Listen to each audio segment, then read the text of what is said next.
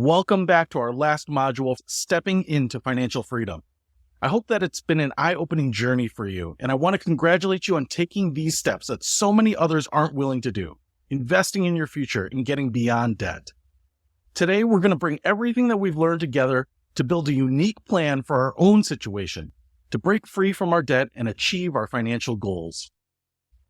So, why should we attack our debt? The first answer is control. Debt, in many different ways, controls us. We're obligated to payments, which limits what else we can focus on or achieve. We might be directly affected by collectors or having part of our paychecks taken. If there's something that we want or need to buy, we're at the whim of what a bank will loan us or subject to the credit score calculation. And maybe it's preventing us from saving, leaving our retirement out of our control, limited to whatever Social Security will provide us. Attacking debt means freeing us from being controlled by someone or something else. You can pursue the purchases that you need, like a car or a home, on your own schedule. And you can get the education that you want or do the things in life that you've dreamed of. By eliminating debts, you're free. And so many parts of our overall well-being are connected. And when we have financial issues and stress, it can affect every other part of our lives. We know that financial stress leads to health problems, job focus, and performance problems. And of course, we've seen how finances can ruin relationships and marriages. By ridding ourselves of debt and the stress that comes with it, we can improve other parts of our overall well-being, like our mental and physical health, our quality of work, and our personal connections. So here's what we'll cover today. I'm going to go through the key steps to breaking free from debt. First, we'll review the foundation that you've built over the past several modules, positioning you to be able to aggressively tackle your debt. Then, we'll review the real change that you're making, the change that is going to allow you to pay off your debts and get ahead. We'll discuss how to pick and choose among the tactics and strategies we've discussed to build, enact, and stick to a plan that works best for you.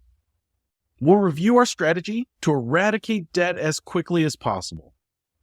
And we'll review how this sets us up to start making deposits into our savings, whether it's our emergency fund or for a future purchase or need, or ultimately retirement.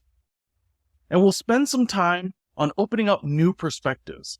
It may be the first time in a while that you're able to think of things beyond our debt, like our desires and purpose. And finally, as always, I'll share ideas for the next steps, things that you can do today to keep making progress, to pay down debt, and move closer to financial freedom. We've come a really long way. We started by understanding how debt works and inventorying our own debts. We went into detail on student loans and consumer debts and how to modify them to get the best terms and make them more manageable. We went over the importance of tracking where our money goes so that we can slash our spending and maximize our income to free up cash and start getting ahead. We walked through the money momentum paydown strategy and even found out how we can know exactly when our debts will be paid off. We covered alternative methods for handling our debts that might be more appropriate, like debt counseling or debt management. And we talked about how to evaluate debt settlement and bankruptcy. And not only that, but we had numerous activities along the way to apply these lessons to our own life. So we have the foundation, the knowledge about how debt works. But that in and of itself won't change anything. We need real change. And as I mentioned before, debt problems require spending solutions. Keeping tight control over our spending is the real change that we need. It's the real change to our financial picture, but it's also the real change to our lifestyle that we have to embrace. There's a classic book, The Millionaire Next Door, The Surprising Secrets of America's Wealthy, that demystifies the American millionaire. They're usually envisioned driving exotic cars and eating expensive foods, but the truth is that over 80% of U.S. millionaires are ordinary people that drive used cars. And they live in typical homes in middle-class neighborhoods. The book reveals that wealth is created by underconsumption, consuming less than you can. Simply put, the key is living below your means. And that's why we explored how to break the cycle of paycheck to paycheck living. We looked at maximizing, even increasing our income, but we looked at ways to rein in our spending too. The key is to get our expenses under our income to create that extra cash so we can get a step ahead. We explored ideas to free up money like the 2% rule, a technique to reduce our expenses by just 2% each month. If you cut just $50 a month, after 12 months, you'd be spending a staggering $600 less each month than you are today. The beauty of this is that it doesn't seem like a lot each month, but it adds up in a big way. And if that's not enough or it's too easy, be extreme. You need extraordinary results, use extraordinary measures. Sell anything that you don't need. What about using that extra time earning extra money in the gig economy? Have you cut cable yet? It's free. And what about switching to a discount phone service? And have you thought about all the money that you could free up by changing your living situation or downsizing? Then you take that knowledge and design your own plan. We've covered lots of options, but it's up to you to decide what you need. Maybe you'll work through them all, or maybe you'll pick and choose a few that make sense. Maybe you'll negotiate with your lenders and modify your debts. Maybe you can't, and instead you'll consolidate your loans. Perhaps you realize that cutting back on the spending will make a big difference for you. Pick and choose one or all the strategies that you feel have potential, that will get you into a balanced life with balanced spending and debts that you can manage. That's the key to prevent debt from taking over your life again. Now you'll have your plan, but a plan without action is just a dream. So how do we make sure that we can start it up and stick with it? How do we make sure that we can make it part of our life? Let's talk about 4 aspects of the plan that we can customize to our own needs to ensure that our plan is sustainable. First, let's use techniques that will help us effectively control our own personal tendencies to buy things. Leave credit cards at home or cut them up. And if that's not enough, cancel them and stick with cash. Maybe use the cash envelope method or put yourself on a regular allowance. Whatever works for you. Next, let's create an environment that supports our new lifestyle, what we're doing, not tempting us with unnecessary things. If you like to shop online, how about deleting those apps or those bookmarks? Unsubscribe from email lists or sale alerts. Or choose new places to go when you're out. How about a hike or a movie in the park instead of the mall and the theater? And make sure that you have property and health insurances and car and home warranties if they're appropriate for you, to avoid an expense that you can't afford. And let's stay focused on our goal, to be debt-free.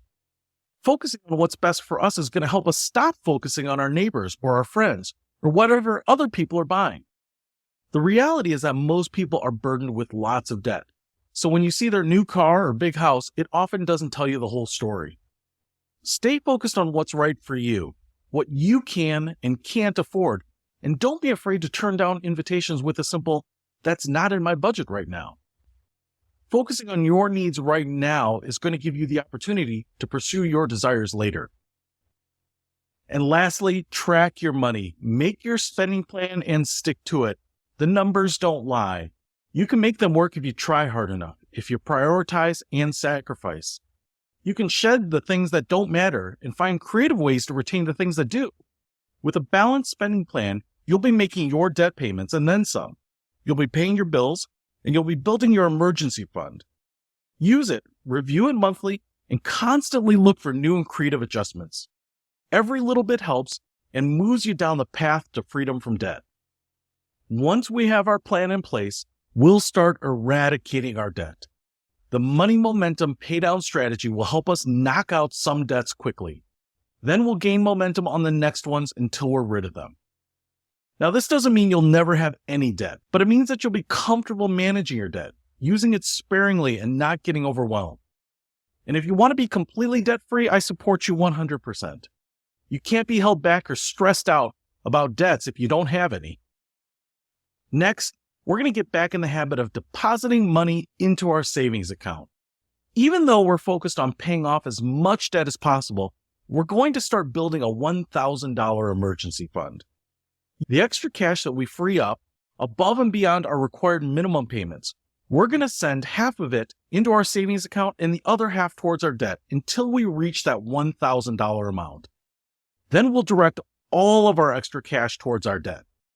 So when we have that unexpected expense, which is bound to happen, we won't have to backtrack on any of our progress. And that's certainly not the end of our savings.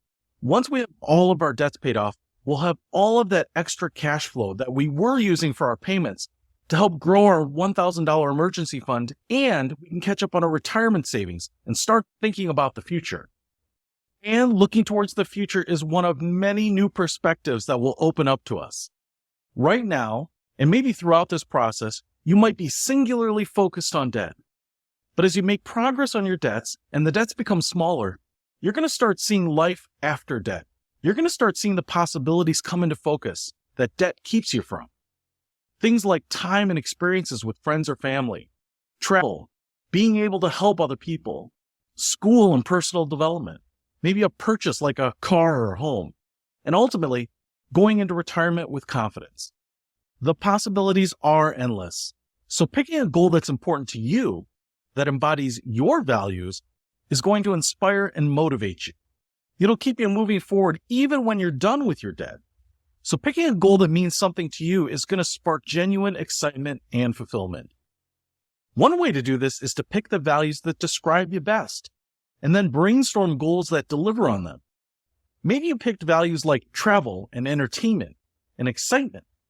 Perhaps there's a theme of experiences among those values, and then maybe a trip or an adventure is what you should be targeting. Perhaps your values include love, friendship, and family. Maybe the theme is people. What about a goal to spend more time with the people you care about? And if your values include security and order, maybe you're looking for stability, certainty. How about a goal around safety? And what about values like achievement and recognition? Maybe you're looking for purpose, leaving a legacy. Maybe you can design a goal around making your mark, accomplishing something that you can be proud of, that makes a difference. And while you might not feel like this now, from some perspectives, you're already rich. If your family income is $10,000 a year, you're wealthier than 84% of the rest of the world. And if it's $50,000 a year, you're wealthier than 99% of the rest of the world. From that perspective, there's no reason that you can't be free from debt and that you can't have financial freedom. Even right around you, there are so many people that would be happy to trade places with you. And when you're free from debt, you'll have the financial capacity to help, but you don't have to wait until then. Consider giving back a little of your time to help. Find a place to volunteer for a few hours and see how the people around you are living. You could spend an afternoon building a home or packing food for people that go days without a meal. You could volunteer to spend some time with the elderly, many of which don't have families. You could deliver meals to shut-ins or serve meals to the homeless. It's a great way to see honest gratitude. I used to volunteer at a free used clothing store, and I could share stories of how grateful people are to get a used pair of shoes. I'd encourage you to find one day a year to give back. Spend some time with others who don't have as much as you and gain a new perspective. It's made me more grateful for what I have, and it reminds me, even though I may not feel like it, how much I really have. And our last new perspective, look at how much you've already accomplished. It's a lot. You've worked on making your debt payments more manageable. You've possibly cleared out and sold clutter. You've looked at and adjusted your paycheck. You've created a real budget. You've taken a long, hard look at your spending. You've started saving a $1,000 emergency fund. You've rethought money and what you really need for your lifestyle and the role of debt. You've created a custom plan, the activity worksheets, which are enough to take you all the way through this process. And you've started. You decided to tackle your debts, and you did what most people won't do. Start. That puts you in rare company. So as we look back, you've already accomplished a lot. We've covered an incredible amount of information here. Information on specific debt features, dealing with collectors, strategies, and programs. Just getting through this course is a huge achievement.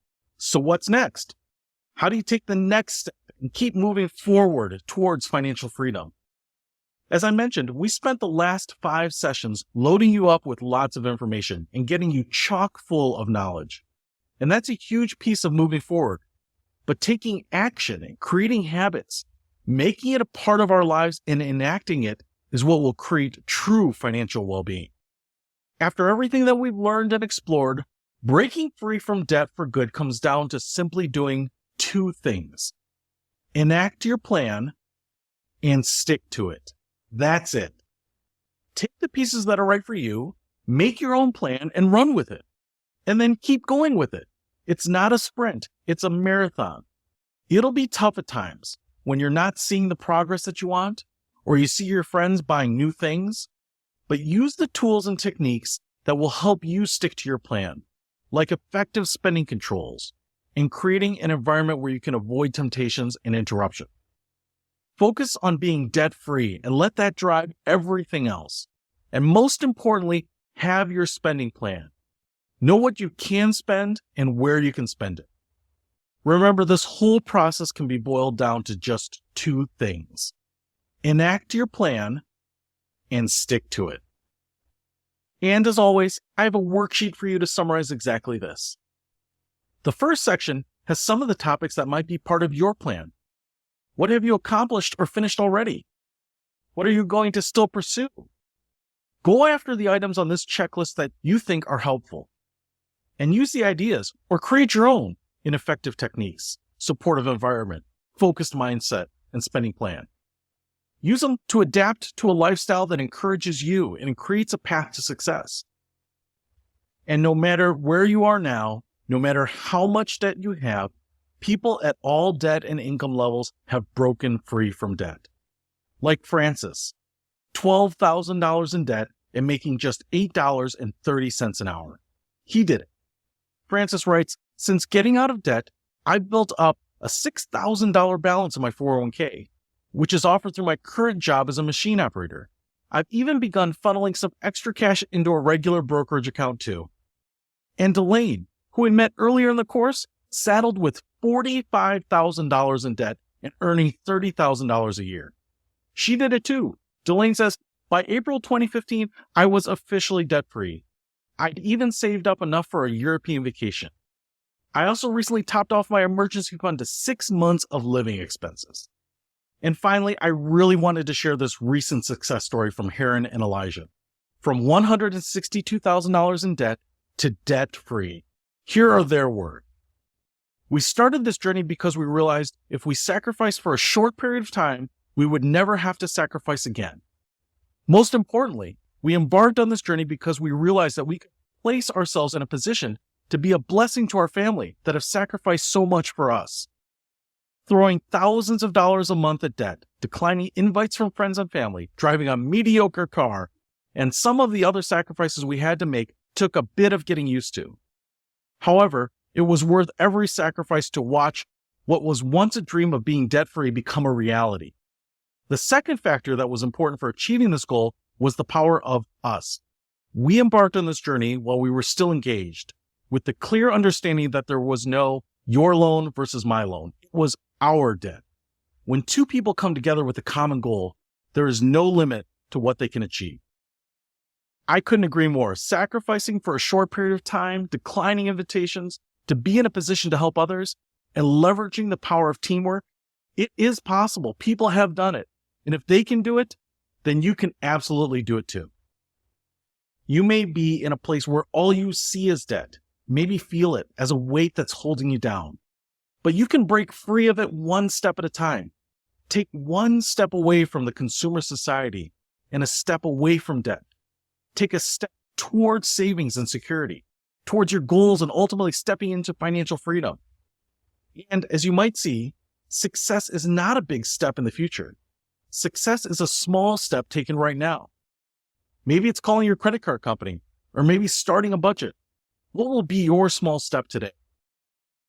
And don't forget, from a lot of people's perspectives, you're already rich with resources like financial knowledge, a job and income, and the ambition to be financially free, everything that you need to break free for good. I'm Peter, and I am so excited for what you've done and what is yet to come. I am looking forward to taking the next step with you.